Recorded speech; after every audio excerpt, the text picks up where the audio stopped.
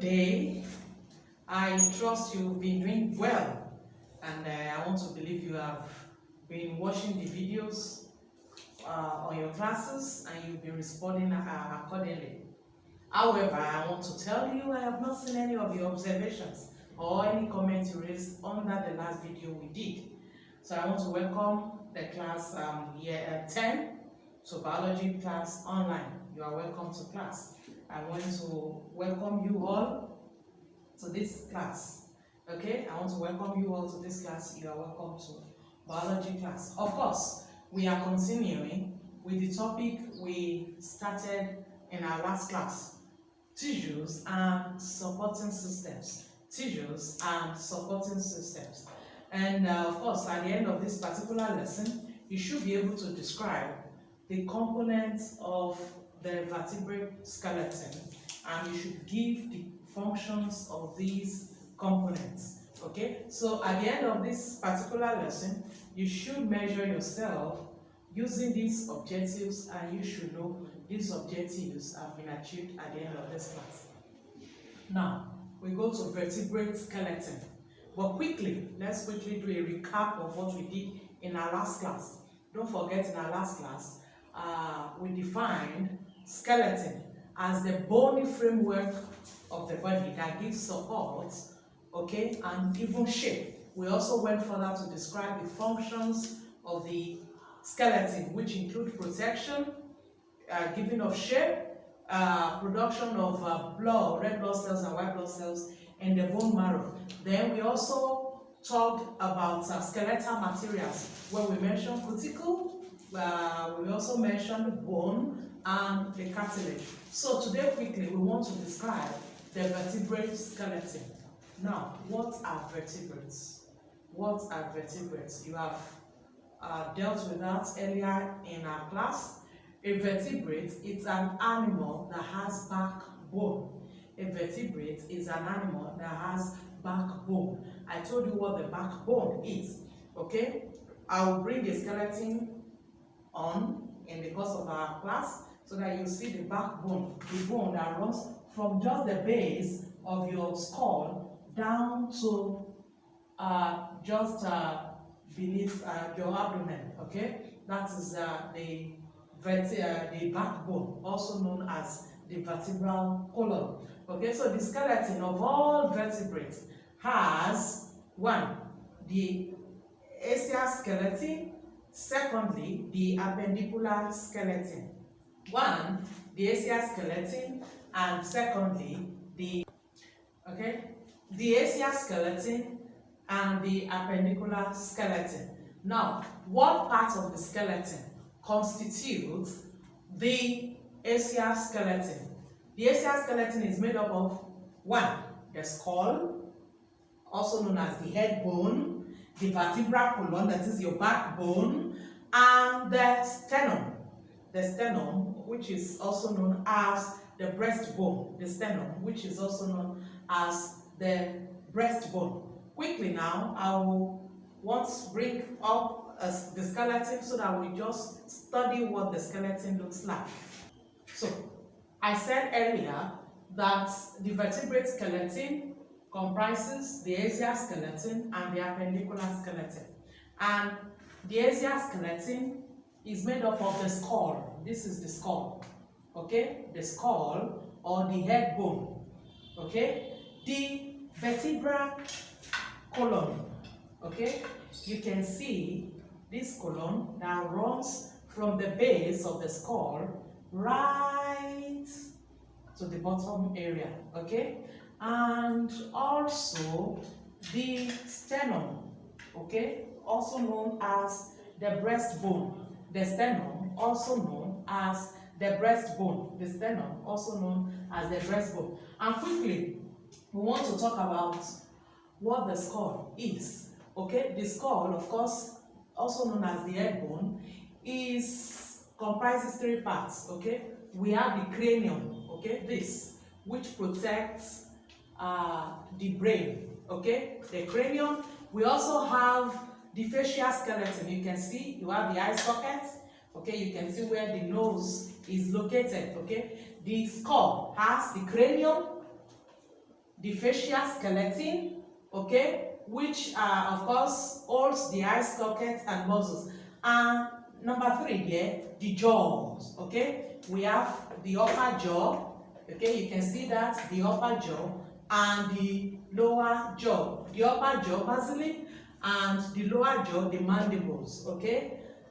The skull, don't forget, comprises 3 parts: the cranium, the facial skeleton, the upper jaw, the lower jaw.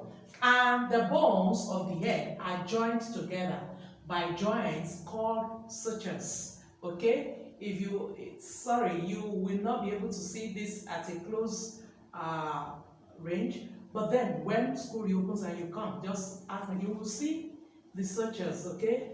Okay, this is an immovable joint, okay, that helps to hold the skull together. Now we go to functions of the skull. Functions of the skull. Do not forget, in our last class, when we were discussing the functions of the skeleton, I told you that the skeleton protects delicate organs of the body, okay? And one of the delicate organs mentioned was the brain.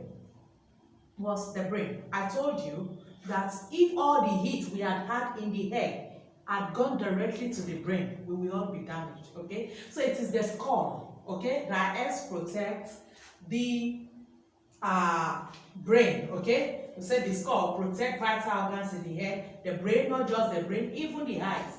Most times, you know, when you are going and something wants to happen, instead of something going directly to your eye, it either hits you here or here, okay? It doesn't go directly to the eye. The skull also gives shape to the head, okay? You can see it is the skull. The shape of your head is actually the shape of the skull, okay? The skull also bears the teeth.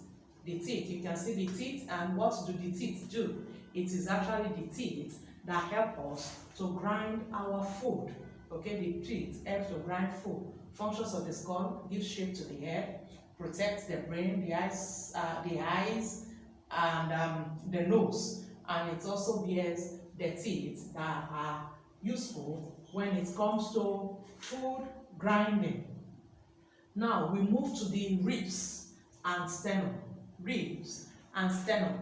Don't forget, we said the axial skeleton comprises the skull, okay, the vertebral column, okay, the ribs, and of course these are the ribs and sternum. We have 12 pairs, okay, we have 12 pairs of the rib, okay, and sternum, okay, form the rib cage. These are the ribs. The ribs together with the sternum, okay, is known as rib cage, okay. That is, the rib cage is made up of the ribs, this part, and the sternum, also known as the breastbone, okay. And we have 12 pairs. 12 pairs, that is, on this side, the right side, we have 12 ribs. On this other side, we have another 12 ribs, okay, making 24. If we say 12 pairs, that means 24 in all. And the sternum, you can see it in human, we have just one sternum. However, in animals like the rabbits, we have 7. The sternum in rabbits are 7, okay, but in human, we have just 1. And lastly, we proceed to the last part of the axial skeleton, that is the bones of the vertebral column. The bones of the vertebral column. Now I'm going to turn the skeleton. You are seeing the back. You can see the vertebral column, okay? It's almost S-shaped. And don't forget, if you remember in your GSS2 basic science curriculum, you were taught why man is considered intelligent, why man is considered to be more important than the other animals. Don't forget, under that topic, we discussed the shape of the backbone that allows man to stand erect and that allows man to be able to move about without hopping on its arms to move. It makes man to stand for a long time. The L-shaped backbone. Aha, you remember now. The L-shaped backbone. So, the vertebral column, also known as the backbone, consists of 33 vertebrae. 33 vertebrae, okay? Plural, vertebrae there is plural, singular is vertebra.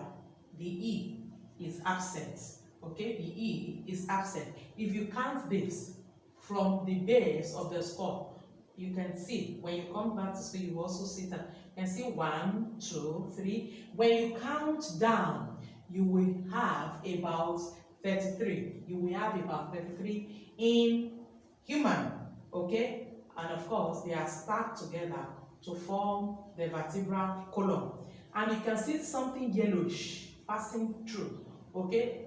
It's as if each of these vertebrae rather, has holes, okay, through which something passes. And actually, that is where the spinal cord passes. That is where the spinal cord passes to run down, okay? And a typical vertebra, okay? Each of these vertebrae, a typical vertebra should have 1, smooth surfaces, 2, a neural canal, okay? The hole, I told you, I said there's like something passes through each of the bones, okay? The neural canal for the passage of the spinal cord. We also have the neural spine, okay, which projects. You will see some of these pictures when we go on in our class. The neural spine. We also have true transverse processes which project from each side of the vertebra. Then the centrum. The centrum is a solid piece of bone just below the neural canal. Just below the neural canal. Now I'm going to show you something. Okay, of course. Now the names of this, I told you the vertebral column. I said runs from the base of the skull, okay, to the bottom area. What's the vertebrae? Okay, they have names. Okay, they have names. For example, just below the skull, the one that runs below, just beneath the skull, till the base of the neck. Okay, we say they are made up of the cervical vertebrae. Cervical vertebrae. Then from the base of the neck, okay, your chest region that runs through the chest region, you have the thoracic vertebrae, okay, and after the vertebrae, your upper abdomen, you have the lumbar vertebrae, okay. Thereafter, you have the sacral vertebrae and the caudal vertebrae. The caudal vertebrae is actually the tail. Of course, in man, we do not have tail, but in some other animals that have tail, you see the caudal vertebrae they are very pronounced. Yes, the bones, okay, that make up the tail, okay, they are known as the caudal vertebrae. And now, quickly, I want to take you through this. You can see, I said earlier, okay, that a typical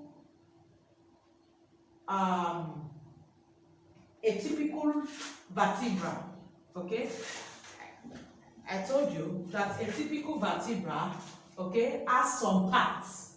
They have some parts. You can see almost S in shape. The vertebral column, almost S in shape. Sorry, almost S in shape, and you can see the cervical vertebra. Of course, this is, I told you that there is neural canal, there is centrum. You see that space there? See that space there? That is the neural canal. Okay, that is the neural canal. You can see that space. You can see it present here. That is the thoracic vertebra. You can see it there in the lumbar, even in the caudal or sacrum, rather, or sacral and the plural. Okay, you can see that space. That is the neural canal. You can see this projection up. You can see that projection up. That is the neural spine. Okay, and then we said there is a bone, there is a mass of bone just beneath the neural canal that is known as the centrum. Okay, you can see that is the centrum. That is the centrum, the centrum, the centrum. Okay, so a typical vertebra has 1. Neural spine, 2. Neural canal, 3. Centrum. They also have transverse processes. Okay, please take note of these things and pay attention to them. Now we want to describe each of these vertebrae. The vertebrae that make up the neck region, okay, known as the cervical vertebrae. These are located in the neck, and we have 7 in man. We have 7 cervical vertebrae in man. The first one, the one you get immediately after the skull, is the atlas, followed by the axis. Okay, the axis is the second one. The axis is the second. Okay, whereas the third to the seventh vertebrae. Okay, of course, there is no special name for them, and of course they take up the characteristics that are peculiar. Okay, so a typical vertebra. Okay, the number 1, atlas, followed by the axis, and the atlas and the axis have special characteristics. Okay, 1, in the atlas, the centrum is absent. Okay, the neural canal is short. The neural spine is short. The centrum is absent. The neural canal is large, is wide. There is presence of cervical ribs. The transverse process is flattened, short, and divided into 2. Okay, there is presence of facet for articulation with the skull. Okay, quickly, let me take you back to the picture. Yes. Okay, you can see the atlas there. You can see this wide neural canal there. You can see it very wide, and of course you can see the neural spine is not pronounced like you will have in some other ones. Okay, look at these other ones now. The other, I told you cervical vertebra 3 to 7. Okay, of course they take up the normal characteristics of a typical vertebra. You can see the neural spine there. You can see this, the neural canal. You can see the centrum. Okay, and that is what the atlas looks like. And look at the axis. Okay, look at the axis, which is the second one there. Okay, look at it. Let's go. Okay, before then, what does the atlas do? I told you that the atlas is just immediately after the skull. The function of the atlas is nodding or nodding. Okay, it allows the head to nod. Okay, the function of the atlas. Okay, it's the one that allows the head. You can nod the head. Okay, you nod the head on the atlas. Now we come to characteristics of the axis. The axis is the second vertebra after the atlas. This has broad and flat centrum, large flattened neural spine, presence of undotoid process, presence of vertebraterial canal. Then the transverse process is reduced, okay, so a pin-like structure. If you go back to that picture, you will see these pictures mentioned in this vertebrae. Okay, and what is the function of the axis? The axis is the one that allows the head to move. Okay, you want to turn the head easily. You want to look at your right. You want to look at your left. That is the function. It is the axis that allows that. You want to nod your head. It is the atlas that allows that. I hope that is clear. Okay, when you watch this and you study the skeleton more, you will get a better picture of what I'm trying to say. And now that brings us to the second group of vertebrae after the cervical.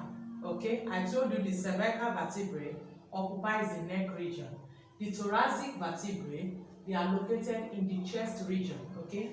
The chest region, and they are 12 in number. Characteristics: large centrum, long neural spine, of course, presence of zygophytosis, presence of zygapophysis, okay? Large and circular neural canal. They also have short but prominent transverse process. Short but prominent transverse process. Okay? You can see that. You can see that. You can see that. The thoracic vertebrae. Okay? Function. What do the thoracic vertebrae do? Okay? They form the thoracic cage that protects the heart. You can see your ribs are not just standing alone. You can see projecting from the thoracic vertebrae. You can see how the ribs come from there to the front, join with the sternum, okay, to form the rib cage. Okay, they help in breathing alongside with the ribs. Don't forget, in our last class, one of the functions of the skeleton that was mentioned is that the skeleton is also involved in the process of breathing. I told you when you want to breathe in, what happens? Your rib cage is raised. When you breathe out, what happens? Your rib cage comes down, okay? So they also performs that function alongside with the ribs. They carry out the function of breathing. They allow breathing. The lumbar vertebrae. The lumbar vertebrae. These are located at the upper abdomen, just beneath the chest region, and they are usually about 5 or 6. Okay? Characteristics: they have large neural canal, large and thick centrum, well-developed transverse process.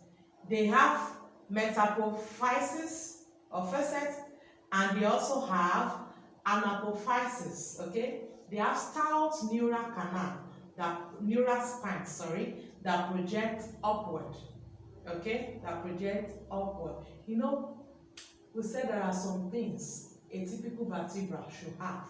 Now we are describing the peculiarities of each set of vertebrae. Okay, and that is that about the lumbar.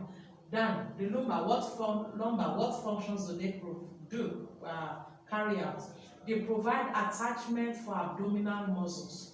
Okay, just beneath your chest. Okay, your muscles. Don't forget, we say muscles are attached to the bones. Okay, so the abdominal muscles are attached to the lumbar vertebrae. They also help to carry the weight of the organism's body. Okay, they also help to carry part of the organism's weight. They also carry out parts of the organism's weight. And quickly, we will do a quick recap, okay, of our lesson for today. Okay, of course, we are continuing with tissues and supporting tissues, tissues and supporting systems. And what we dealt with today are the components, okay? The components of the vertebrate skeleton. The axial skeleton comprising the skull, the vertebral column, the ribs, and the sternum. And quickly we ran through what the skull it's all about. We said the skull has the cranium, the facial skeleton, the upper jaw, the lower jaw. Okay, we also talked about the ribs and the sternum. Together they make the rib cage, and we proceed lastly to the vertebral column, and we are taking the vertebrae. Okay, each class of vertebrae one after the other. We say in total for the human we have 33 vertebrae, okay, that help to form the head-shaped backbone in man. And today we have dealt with the cervical vertebrae found in the neck region, the thoracic vertebrae found in the chest region, and the lumbar vertebrae found in the upper abdomen. Okay, when next we meet, we are going to consider the sacral vertebrae and the caudal vertebrae. Thereafter, we'll proceed to the appendicular skeleton. And do not forget the functions of the ones we have treated so far. And please feel free to drop your comments, questions, observations under the comment section of this video. Stay blessed till we meet in our next class. Thank you.